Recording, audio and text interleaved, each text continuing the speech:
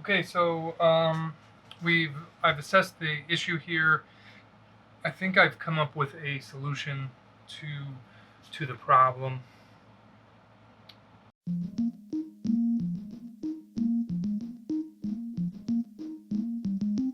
So I've figured out kind of how I want to design this new tailpiece based off of the issues that I found in the original tailpiece, but I don't want to change the overall aesthetic design of the tailpiece. If I'm designing something brand new from scratch on one of my own instruments, then I always like to start with paper, pencil, protractors, rulers, compasses, because it's a very physical process. I like to be able to walk around my drawings as I'm going, and I just feel more comfortable with that like tactile experience.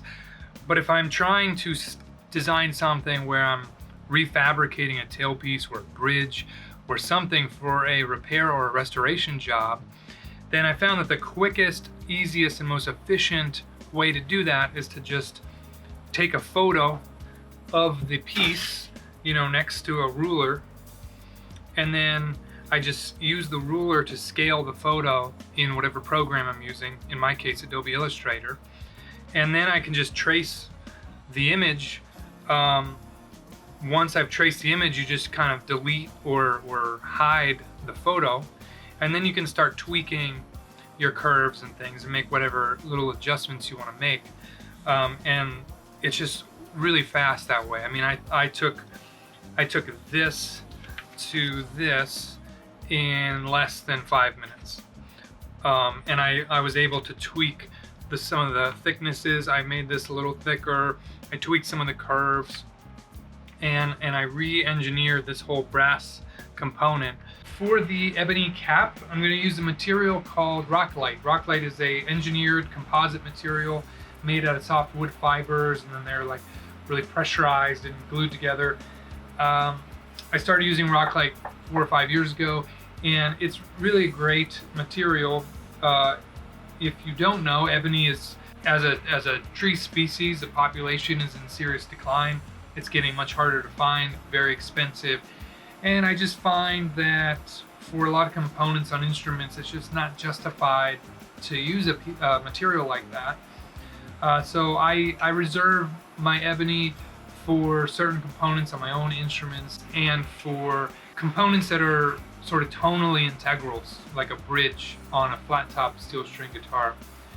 But for things like pick guards or head plates or even fretboards, I've been using Rocklite more and more. It's a little gray and sort of soft looking in its rough state, but once you polish this up and you take it to a really high grit sanding, and you coat it with like a shellac or something, then it really does look like jet black ebony.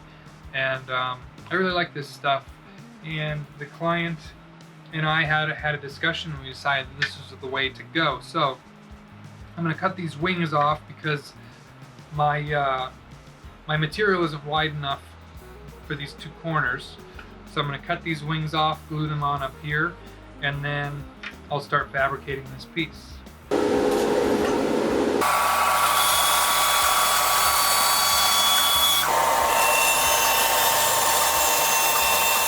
Just want to make sure there's no debris from my brass cutting in here.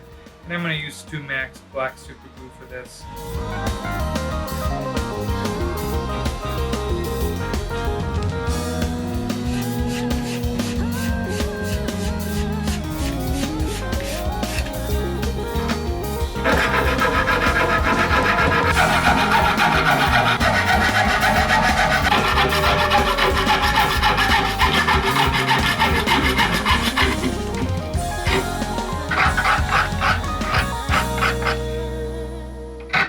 I find outside curves to be a little bit harder to keep nice and smooth, and that's just because you're using basically just the middle of your cutting edge, and so you really have to watch your line.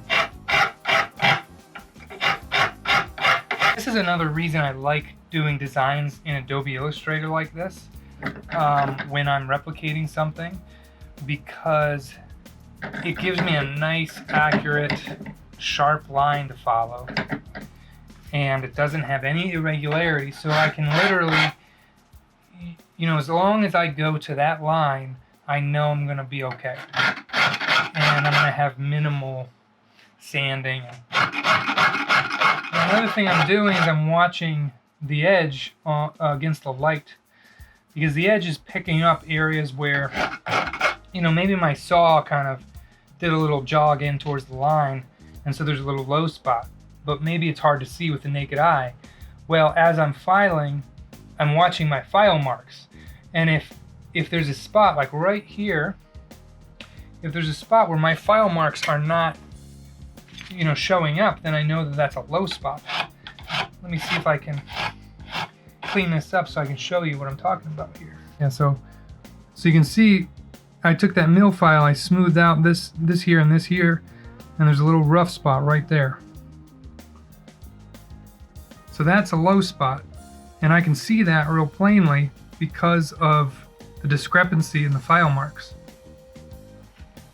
Now when filing to a line, and this is true of sanding and anything else, you know, the longer strokes are going to smooth you out. Okay, so you want to keep as many of your strokes nice and long as possible. You know, if you have a hump or something, you can kind of go after it, but you always want to follow that up with some long strokes so that you keep yourself nice and even, and you're not creating any weird dips.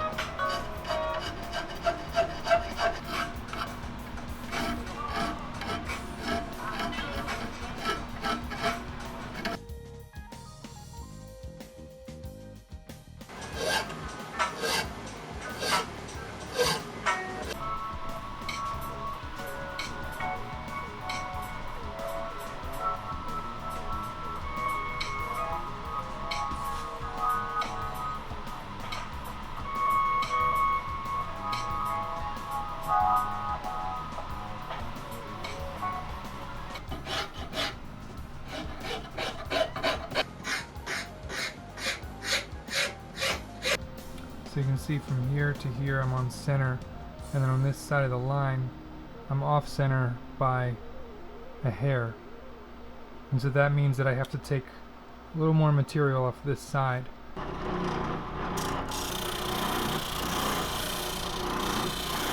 Okay, so now I have my piece of rock light.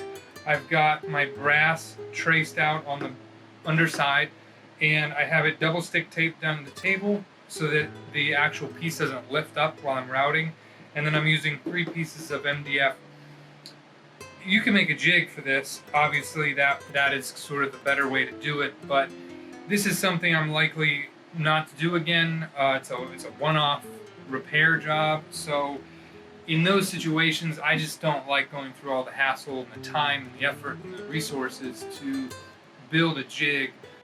So I'm just going to eyeball this route. It's probably 2 passes. The rock light routes pretty well. It's a little dusty, but otherwise it's nice to route in it.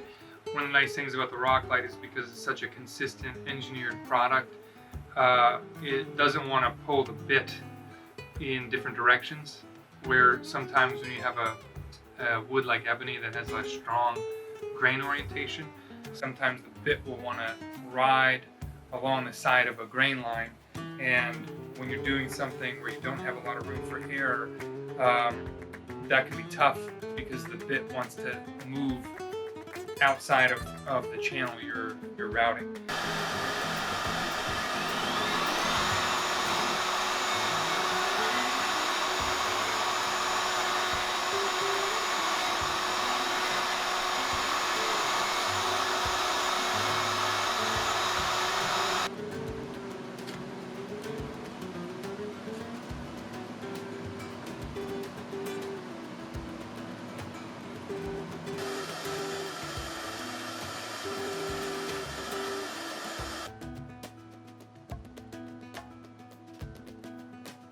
to put this brass into my Rocklight cap, I'm going to be using West Systems Epoxy, the 105 resin with the 205 hardener, and some 404 high density filler, which is going to thicken up the resin and make it a little stronger. It's basically going to be kind of like a homemade fiberglass.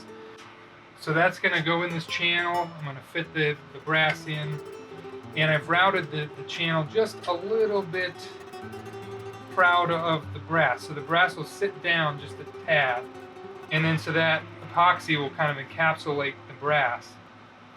One thing I've done is I've roughed up the surface of the brass just for better adhesion, and the additive will fill in any gaps, and it will just kind of really make this a solid structure. Once I have done that, I will come back and flatten this out, and then I will epoxy a layer of carbon fiber, which is a multi-directional carbon fiber sheet. So that'll get put on like that after the brass, and that will basically lock the whole structure together. And I really like using a scale whenever I'm mixing up epoxy. It's a little bit more accurate than doing it by volume. And it's really important you get your epoxy ratios correct. One time I was gluing a fretboard on. It was the first time I ever used epoxy. And I glued a fretboard on at the suggestion of my mentor. I don't know if he was screwing with me or what, but 1, 2, 4, 5, 6, 7. That's not super accurate, but so mix this up really, really well. And you can see how much thicker that is than, you know, without this additive, this would be like water thin. But anyway, I was gluing a fretboard on with epoxy, and I didn't quite understand these pumps, because these pumps are supposed to be measured, and I guess some air was maybe in the pump, and it wasn't the right ratio, and I came in the next day and it was all gummy. It was such a pain. I had to take the fretboard off, and it was one of the worst experiences of my career. Now, I used to have a much bigger shop. I moved into this shop. I'm